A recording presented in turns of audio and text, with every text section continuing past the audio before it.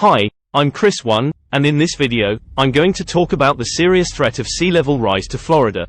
I've been living in Florida for my whole life, and I've seen firsthand the impact that sea level rise is having on my community.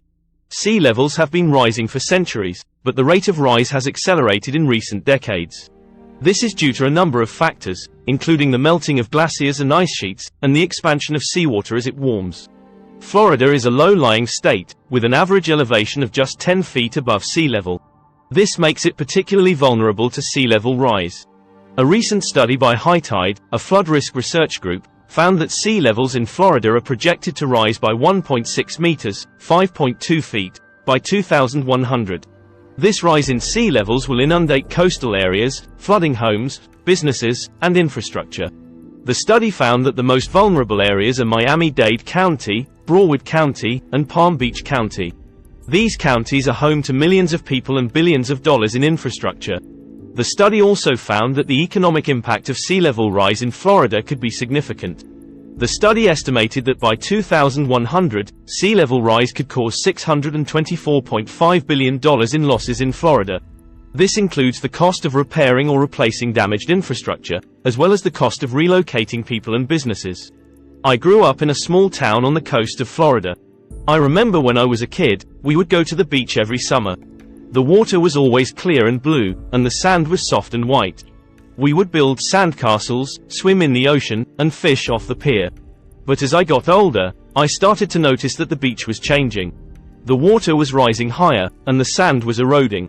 The sandcastles we built would wash away in a few hours, and the pier was starting to fall into the ocean. I started to hear stories from people who lived in my town about how sea level rise was affecting their lives. Some people had to move their homes because they were no longer safe from flooding. Others had to raise their homes on stilts to keep them from being damaged by the rising water. I saw the impact that sea level rise was having on my community, and it made me realize that this is a serious issue that we need to address. We need to take action to reduce greenhouse gas emissions and slow the rate of sea level rise. We also need to invest in infrastructure to protect our communities from the effects of sea level rise. I'm not sure what the future holds for my town, but I'm hopeful that we can take action to protect it from the effects of sea level rise. I know that it's a big challenge, but I'm committed to doing my part to make a difference. I am passionate about this issue because I care about my community and the people I care about. I grew up in Florida, and I love the state. I love the beaches, the sunshine, and the people. But I also see the impact that sea level rise is having on my community. Sea level rise is a threat to my community because it is causing flooding, erosion, and saltwater intrusion. This is damaging infrastructure, displacing people, and harming wildlife. It is also a threat to my community's economy. Florida's tourism industry is dependent on its beaches, and sea level rise is making the beaches less attractive to tourists. I care about this issue because I want to protect my community and the people I care about. I want to make sure that they have a safe and healthy place to live. I also want to make sure that Florida's economy remains strong.